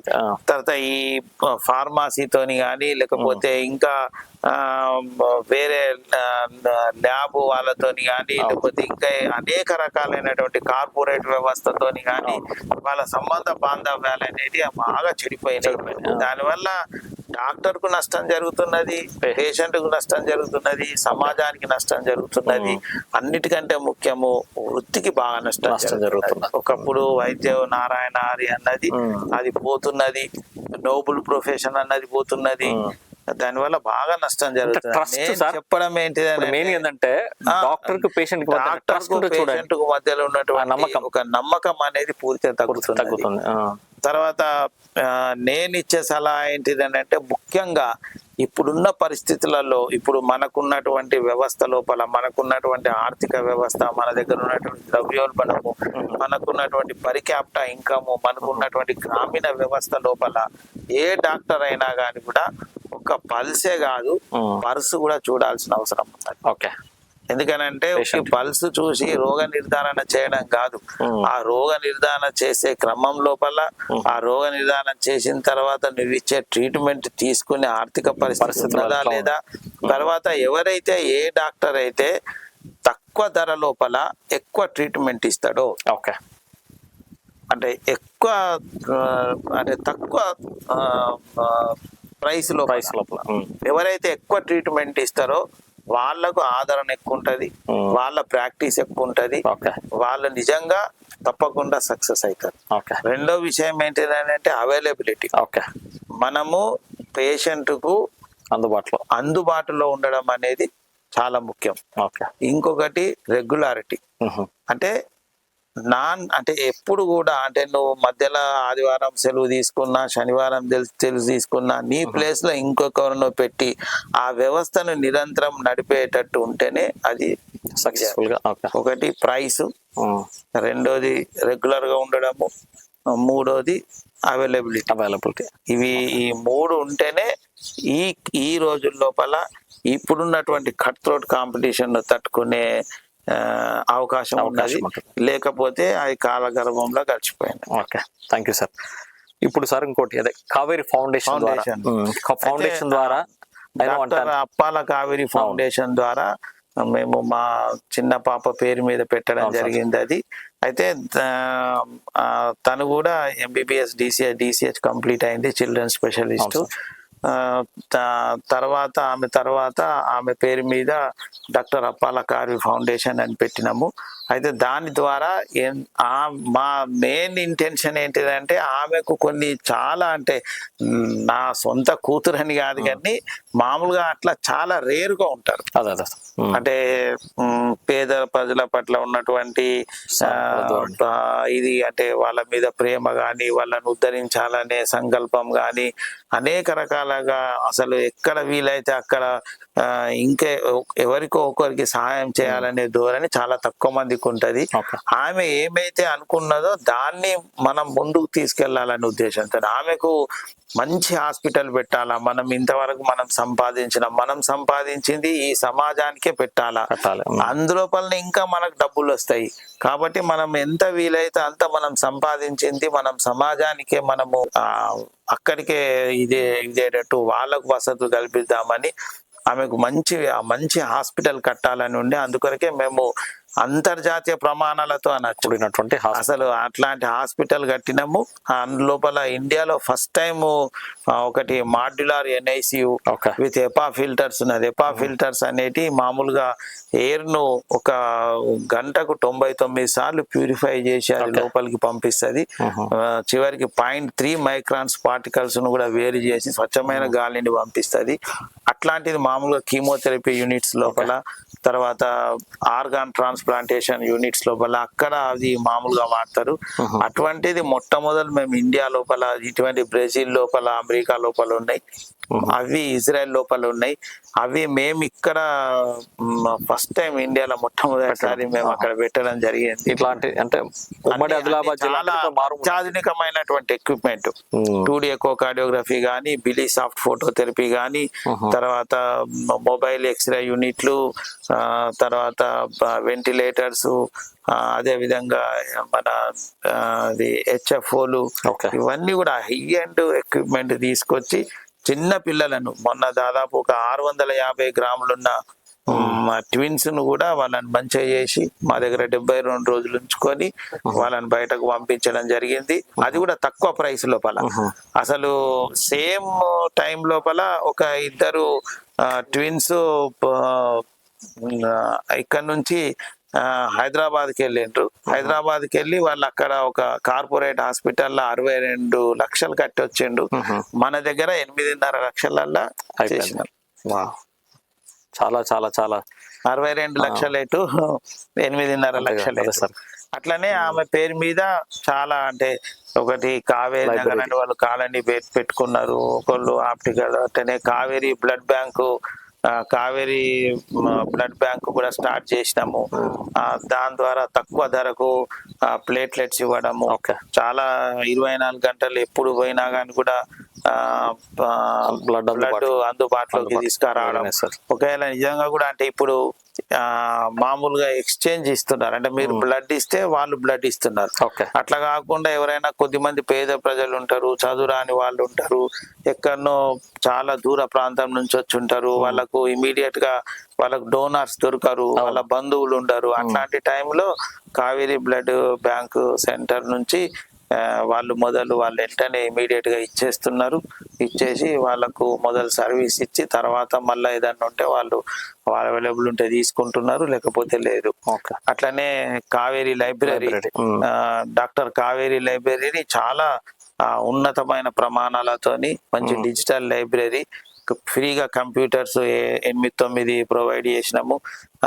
అట్లనే గర్ల్స్ రీడింగ్ రూమ్ వేరే ఉన్నది, బాయ్స్ రీడింగ్ రూమ్ వేరే ఉన్నది. 2 పెద్ద కామన్ హాల్స్ ఉన్నాయి.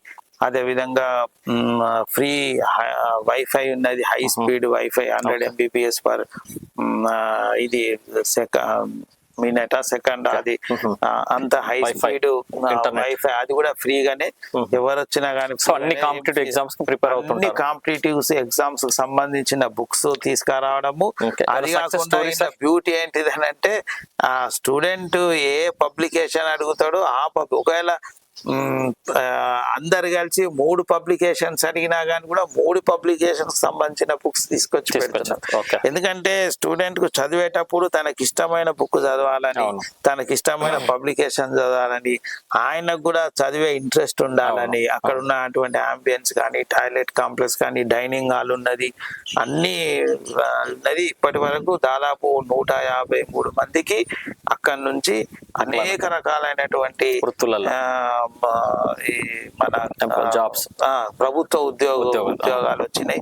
టీచర్స్ కానీ, లేకపోతే FPOలు కానీ, పంచాయతీ సెక్రటరీలు కానీ, తర్వాత గ్రూప్ 2 ఎగ్జామ్ లో STOలు కానీ, గ్రూప్ 1 ఎగ్జామ్ లో RDO, తర్వాత ఇద్దరికి IIT ఎగ్జామ్స్, IIT సీట్స్ వచ్చినాయి. ఒకళ్ళకు మెడికల్ సీట్ వచ్చింది, ఇంజనీరింగ్ సీట్స్ వచ్చినాయి.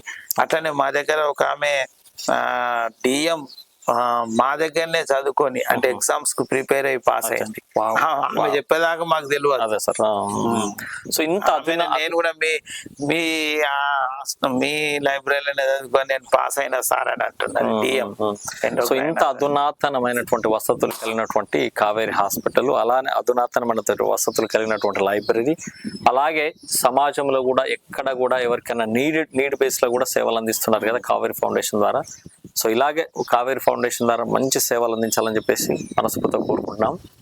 కానీ కావేరి గారు అయినో అది చాలా పెయిన్ఫుల్, మీ కుటుంబంలోనే, అబ్బాల కుటుంబంలోనే చాలా బాధాకరమైనటువంటి ఇన్సిడెంట్. వారు లేకపోవడం అనేది నిజంగా ఒక యంగ్ డాక్టర్ ఇవాళ సమాజాన్ని కోల్పోయింది. ఆ రోజులు అంటే ఎలా అనిపించింది సార్ అంటే, అయినో మీరు తీసుకెళ్ళినటువంటి హాస్పిటల్ లేదు, తర్వాత మీరు ఎన్నో ప్రయత్నాలు చేసినారు. అన్ని ప్రయత్నాలు చేసినాం కానీ వాళ్ళనే రేర్ డిసీజ్ అది HLH అని డిసీజ్. అది నేను అనుకుంటా బహుశా వాళ్ళు ఇమెటో ఆంకాలజిస్ట్ చెప్పిన దాని ప్రకారము 2014 లో that was the 54th case recorded in the world. 54th case. అయితే అప్పుడు సరే మేము ఇప్పుడు ఏమనుకుంటున్నామంటే ఆమె ఎక్కడికి పోలేదు అంతే. కావేరి కుటీరంలో, డాక్టర్ కావేరి కుటీరంలో ఉన్నది, లైబ్రరీలో ఉన్నది, కాలనీలో ఉన్నది, petrol pump, Kaveri blood bank, అనేక రకాల కావేరి ఆప్టికల్స్, ఎక్కడ పోయినా ఆమె కనిపిస్తూనే ఉన్నది కూడా. అసలు మేము ఇవన్నీ చేయడానికి కూడా ఆమెనే స్ఫూర్తి. అంటే ఆమె ఉన్నట్టే కదా, ఆమె ఏదైతే సంకల్పం ఉన్నదో దాన్ని మేము ముందరికి తీసుకెళ్తాం. ఆమె ఉన్నట్టే.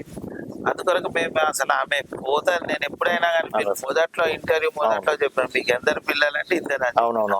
పెద్ద పాప పలానా, చిన్న పాప. నేను ఎక్కడైనా ఎవరైనా అడిగితే 2 పిల్లలు అని చెప్తాను. ఎందుకంటే మేము లేదని మేము అనుకోవడం లేదు. ఎందుకంటే ఆమె ఉన్నట్టే హాస్పిటల్ నడుస్తున్నది, ఆమె ఉన్నట్టే వ్యవస్థ నడుస్తున్నది కాబట్టి, ఆమె అనుకున్న రీతిలోనే నడుస్తున్నది కాబట్టి, ఆమె ఇట్లనే ఆమెకు పేద విద్యార్థులకు చదువు అందియాలా, పేద ప్రజలకు వైద్యం అందియాలా, ఇట్లా అన్ని ఆమెకు కోరికలు ఉండేటి. అవన్నీ మేము చేస్తున్నాం కాబట్టి ఆమె ఉండే చేయిస్తున్నదని అనుకుంటున్నాం. Okay, thank you sir. అంటే మీతో పాటు రానున్న తరం కూడా వారి యొక్క సేవలను కూడా ముందుకు తీసుకెళ్ళాలని చెప్పి మనస్ఫూర్తిగా కోరుకుంటూ. తప్పకుండా వాళ్ళు దానికి సిద్ధంగా ఉన్నారు. అదే సార్, దట్స్ గుడ్.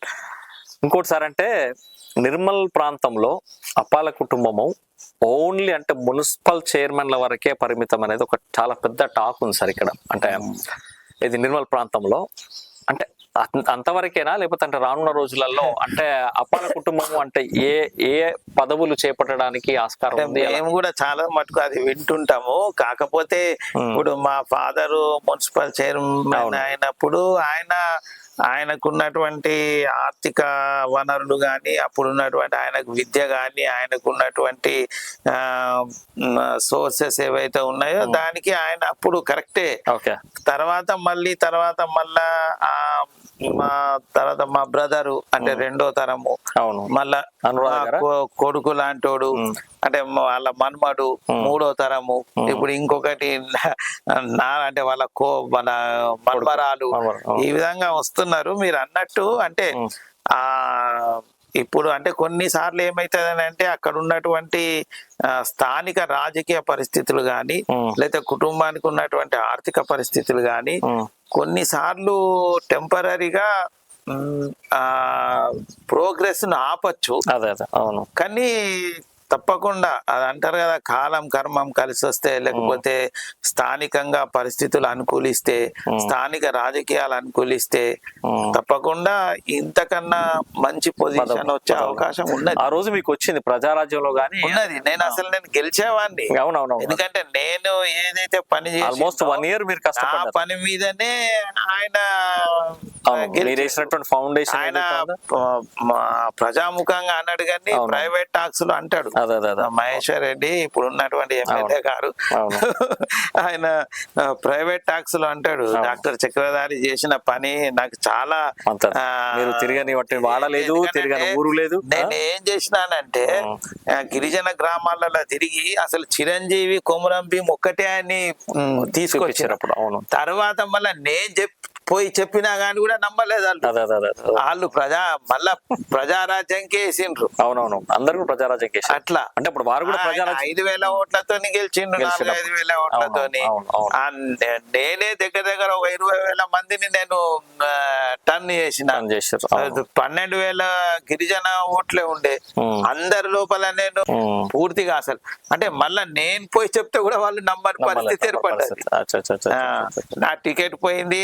ఇట్లా నేను ఒక పేపర్ స్టేట్మెంట్ ఇచ్చిన, నేను ఫీల్డ్ లో లేను, నేను ప్రజారాజ్యం పార్టీ తరఫున తిరగడం లేదు, నాకు ఇట్లా లాస్ట్ మూమెంట్ లో ఇట్లా టికెట్ రాకుండా చేసింది అంటే కూడా ప్రజలు సారీ చెప్పింది కదా అని చెప్పేసి ప్రజారాజ్యానికి అంటే ఓటేసి గెలిపించింది. అందరికి పోలేదు అది, ఓటేసి గెలిపించిండ్రు, ఆయన గెలిచిండు. సరే, సో గెలిచిండు. అంటే భవిష్యత్తులో డాక్టర్ అప్పాల చక్రధర్ గారు రాజకీయాల్లోకి వచ్చే అవకాశం ఉందంటారా? లేదు, నేను రాజకీయాల్లోపలికి వచ్చే అవకాశం లేదు. మా కుటుంబం ఆ దారిలో ఉన్నది. మా కుటుంబం ముందుకు పోతుంది. ఎలా ఉంటుంది మీ సహకారం మీ కుటుంబానికి? ఉంటది, ఖచ్చితంగా ఉంటది. నా సహాయ సహకారాలు మా కుటుంబానికి ఉంటాయి. మా కుటుంబం ఒకవేళ రాజకీయంగా ముందుకు పోతుంటే తప్పకుండా నేను తోడు నీడగా ఉంటా. ఖచ్చితంగా ఉంటా. సో తప్పకుండా అంటే రానున్న రోజులలో ఇప్పటి వరకు కూడా ఓన్లీ మున్సిపల్ చైర్మన్ వరకే మనం చూసినటువంటి దాఖలాలని, మీ నాన్నగారు కానివ్వండి, మీ తమ్ముడు గారు కానివ్వండి, అలాగే మీ అన్న కొడుకు కానివ్వండి, ఇప్పటివరకు 3 తరాల మున్సిపల్ చైర్మన్లను చూసినాము. బట్ రానున్న రోజులలో ఈ నిర్మల్ ప్రాంతంలో అంటే ఇంకా మంచి బెటర్ పొజిషన్ రావాలని చెప్పేసి మనస్ఫూర్తిగా కోరుకుంటూ, అలాగే మీరు కూడా వైద్య వృత్తిలో ఇప్పటి వరకు మీరు చూడనటువంటి కేసెస్ లేవు, మీరు చూడనటువంటి మిరకల్స్ లేవు. అసలు ఎన్నో అద్భుతాలు అంటే ఈ పేషెంట్ ఈ పిల్లోడు బతకనటువంటి సందర్భాలలో కూడా బతికిన సందర్భాలు కూడా ఎన్నో చూస్తాం. అలాంటి సందర్భాలు ఏదన్నా మీకు బాగా నిజంగా అసలు ఈ పిల్లోడు నిజంగా మనకు హోప్ లేదు, నమ్మకం లేదు అన్నటువంటి పిల్లోడు కూడా బతికిన సందర్భాలే ఉన్నాయి? ఒకటి అంటే అసలు ఎవరు నమ్మరు చెప్తే. మా కుసిలి వాళ్ళది గ్రామము, శంకర్ అని నా దగ్గరనే పనిచేస్తుండే. అయితే ఆయనకు బిడ్డ పుట్టింది. ఎంత 6 నెలల 6 నెలల బిడ్డ పుడితే అసలు 6 నెలలు నిండినేయచ్చు అంతే. మామూలుగా 6 months కంప్లీట్ అయితేనే మేము వయబుల్ ఫీట్, అసలు వయబిలిటీ ఉన్నది అంటే బతికే అవకాశం ఉన్నది. అయితే డెలివరీ అయింది 1 గంట రాత్రికి. ఆమె ఆప్సిషన్ ఏం చేసింది అని అంటే, ప్రసవం చేసిన లేడీ డాక్టర్ ఇది లేదు ఏం లేదు అని బకెట్లో పడేసిండ్రు. బకెట్లో పడేస్తే ఐస్ కోల్డ్ అయింది పాప. ఐస్ కోల్డ్ అయితే మా కంపౌండరు కుసిలి శంకర్ ఆడు పోయి బకెట్లా చూస్తే పిల్ల కుయ్ కుయ్ కుయ్ కుయ్ అంటున్నాడు. అనగానే వాడు అరే ఏమన్నా బిడ్డ బతికిందని ఉరికి వచ్చింది నా దగ్గరికి. అది పొద్దున ఎప్పుడు 5:30కు. నేను అప్పుడే 2 గంటల రాత్రి దాకా చూసి పండుకున్నది. ఇక ఏం చేస్తావాడు, నా దగ్గర పని చేస్తున్నాడు. అప్పటికే పని చేయబట్టి నా దగ్గర 10 సంవత్సరాలకి ఇంతంత ఉన్నప్పుడు వచ్చిండు వాడు. అయితే వస్తే సరే అని పోయి చూసిన, నిద్ర మబ్బులా ఉంటే అరే నేను వాడికి చెప్పిన పిల్ల అయితే ప్రాణం ఉన్నది, బాగా చల్లగా ఉన్నది రా, ఐస్ కోల్డ్ ఉన్నది, 93 or 92 ఉంటుంది టెంపరేచర్, బతకడం కష్టము, నువ్వు ఎట్లా పైసలు కట్టేది లేదు, నువ్వు పైసలు ఇచ్చేది లేదు, అది ఉండని, బతికితేనా ఉండవు, బతకకపోతే ఇక్కడ ఇడిచిపెట్టిపో, నేనే ఆడన్నా ఫ్యూనరల్స్ చేపిస్తానన్నా. ఆడు సార్ మరి నువ్వు చెప్పినట్టు ఇంటా సార్ అన్న. అరే మళ్ళీ ఏమన్నా అయితే నన్ను ఏమన్నద్దురా అన్నాను. ఏం లేదు సార్, ఎట్లా ఆమె పడేసింది బకెట్లా, నేను తెచ్చిన పాపం ఈడే అది కాడు కూడా ఈడే కట్ చేసిండు. అమ్మా అది కట్ చేసుకొని తీసుకొచ్చిండు, కట్టిండు, ఇంత దారం ఊడేసి తీసుకొని మేము పెట్టినాము. నా దగ్గర అప్పుడు ఇంకుబేటర్లో నా దగ్గర 65 రోజులు ఉండే, ఒక్క పైసా తీసుకోలే వాళ్ళ దగ్గర. అది ఇప్పుడు డిగ్రీ చదివి డిగ్రీ పాస్ అయింది, మొన్న పెళ్లి అయింది. వావ్, అట్లా ఎన్నో కేసులు ఉన్నాయి. ఒకటి మంజులాపూర్ కేసు ఉన్నది నా దగ్గర, అది NEC అంటారు, నెక్రోటైజింగ్ ఎంట్రోకోలైటిస్. ఆ పేగులకు రంధ్రాలు పడి మొత్తం ఈ గాలి పీల్చుకున్నప్పుడల్లా, మేము ఆక్సిజన్ పెట్టినప్పుడల్లా గాలి నిండు. మేము దానికి ఓ సర్జన్ పిలిచిన, సార్ బతకది ఉత్తగా నన్ను పరేషాన్ చేయకుండా సార్ అని అంటే, నేను సరే నువ్వు అన్న, రోజు దానికి అది మన న్యూమోపెరిటోనియం అట, రోజు ఏరు తీయాలా దాన్ని పెట్టాలా, ఏరు తీయాలా దాన్ని పెట్టాలా, ఏరు తీయాలా దాన్ని పెట్టాలా, 3 రోజులు 4 రోజులు దాన్ని ఉపాసం ఒక్క పొట్టేయాలి. IV ప్లేట్స్ మీద ఉంచినాం. మిరాకిల్ కాదు, ఇట్లాంటి అద్భుతాలు ఎన్నో ఉన్నాయి. బతికిండు. మొన్న వానికి కొడుకు పుడితే వాని కొడుకుని తీసుకొచ్చి కథ చెప్తున్నాడు, సార్ మా నాన్న చెప్పిండు సార్ ఇది అట్లా. థ్యాంక్ యూ సార్, చాలా ఉన్నాయి అట్లా. అట్లెందుకు, మొన్న ఒక ఆమె నాకు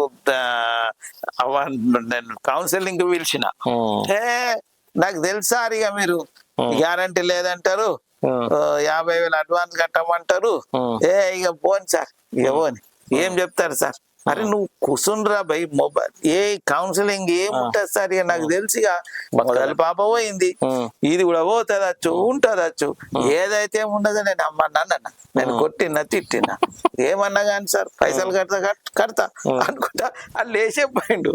ఇప్పుడు మొన్న 5 రోజుల కిందట డిశ్చార్జ్ చేసిన 900 గ్రాములు. సరిగ్గా దాని గురించి మనం మిరకిల్స్ గురించి మాట్లాడితే సరిపోవాలి. అట్లా ఎన్నో ఉన్నాయి, పాడేసిపోయిన వాళ్ళు ఉన్నారు. ఒక ఆమె అయితే నాకు చూడబుద్ధి అయితే లేదు వెళ్ళిపోయింది, గింతే ఉన్నాడు, ఆడు ముట్టత్తలేదు పట్టత్తలేదు, ఆడ సార్ ఆడు ఆడ బతుకుతాడు, తల్లే మంచిగా అయినాక పిలిస్తే వచ్చింది. బట్ థ్యాంక్ యూ సార్, అంటే మీలాంటి డాక్టర్స్, ఒక అనుభవజ్ఞులు దాదాపు 5 దశాబ్దాలుగా ఇవాళ ఉమ్మడి ఆదిలాబాద్ జిల్లాలో ఒక పిల్లల వైద్య నిపుణుడిగా, అలాగే ఒక సంఘ సేవకర్తగా, అలాగే ఒక రాజకీయ నాయకుడు కూడా మీరు సేవలు అందిస్తూ, అలాగే సేవలు అందించాలని చెప్పేసి మనస్ఫూర్తిగా కోరుకుంటూ, మీ యొక్క ఆరోగ్యం కూడా చక్కగా బతికిన నాళ్ళు కూడా ఆరోగ్యంగా ఉండి ఇంకా మరిన్ని సేవలు అందించాలని చెప్పేసి మనస్ఫూర్తిగా కోరుకుంటూ, ఈ సందర్భంగా పల్లె వెన్నెల ఛానల్ ప్రేక్షకులకు లేదా వ్యూవర్స్ కు, వాళ్ళు ప్రపంచవ్యాప్తంగా ఎక్కడ ఉన్నా కానీ, అమెరికాలో ఉన్నా, భారతదేశంలో ఉన్నా, యూరోప్ లో ఉన్నా, ఎక్కడ ఉన్నా కానీ కూడా వాళ్ళందరూ ఆయురారోగ్యాలతో ఐశ్వర్యాలతో ఉండాలని, వాళ్ళందరూ బాగుండాలని వాళ్ళందరికీ శుభాభివందనాలు తెలుపుతున్నాను. థ్యాంక్ యూ డాక్టర్ గారు. ఇంకొక సందేశం ఏంటంటే మీరు చెప్పండి, పల్లె వెన్నెల ఛానల్లో వచ్చేటువంటి ప్రతి అంశాన్ని మాలాంటి అనుభవజ్ఞులు, మాలాంటి ఇన్స్పైరింగ్ పీపుల్ని తీసుకొస్తున్నందుకు పల్లె వెన్నెల ఛానల్ కి కూడా అభినందనలు తెలియజేసుకుంటూ, తప్పకుండా చూడండి అని ఒక మాట కూడా. పల్లె వెన్నెల ఛానల్ ఏదైతే ఉందో అది మన పన్నెల జనార్దన్ ఛానల్, మా పిల్లడి ఛానల్, మా భారతీయుడు ఛానల్, మా అమెరికన్ ఛానల్. అందులో వచ్చే ప్రతి అంశం కూడా నిజానికి చాలా అనుభవజ్ఞులైనటువంటి వ్యక్తులను తీసుకొచ్చి వాళ్ళ ద్వారా అనేక రకమైనటువంటి ఇంటర్వ్యూలు కానీ అనేక రకమైనటువంటి సామాజిక అంశాలను వాళ్ళను ప్రస్తావిస్తున్నారు. వాళ్ళందరూ కూడా సమాజానికి మంచి సందేశాలను ఇస్తున్నారు. నేను ఇదివరకు చూసిన నేను చంద్రబోస్ కూడా ఇంటర్వ్యూ చేసిన, అదే విధంగా చాలా మంది ప్రముఖ వ్యక్తుల ఇంటర్వ్యూలు ఉన్నాయి, వాళ్ళ సందేశాలు ఉన్నాయి. వాళ్ళు మంచి మంచి దిశానిర్దేశం చేసేటటువంటి విషయాలు ఈ సమాజానికి చేరవేసిండ్రు. వాళ్ళకు నా తరపున, తర్వాత మా కుటుంబం తరపున, మా నిర్మల్ తరపున ధన్యవాదాలు తెలుపుతున్నాను. తప్పకుండా ఈ ఛానల్ను మీరు ఆదరించండి, ఈ ఛానల్ను చూడండి, ఈ ఛానల్ను సబ్స్క్రైబ్ చేయండి. ఈ ఛానల్ను మీరు తప్పకుండా ఉత్సాహపరిచి దీన్ని ముందుకు వెళ్ళేలా చేయమని నేను నా మనస్ఫూర్తిగా కోరుకుంటున్నాను. Thank you sir, thank you so much for your valuable time. Please watch, subscribe and like Palle Vennela. Please subscribe Palle Vennela channel. Please watch and subscribe Palle Vennela channel అండి. Please do watch and subscribe to Palle Vennela YouTube channel. పల్లె వెన్నెల మన channel ని like చేయండి, subscribe చేయండి, comment చేయండి. Please watch, like and subscribe to Palle Vennela. Please watch, like and subscribe Palle Vennela channel. పల్లె వెన్నెల channel ని అందరూ like, subscribe, share చేయండి. లైక్, సబ్స్క్రైబ్, కామెంట్, ఓకేనా?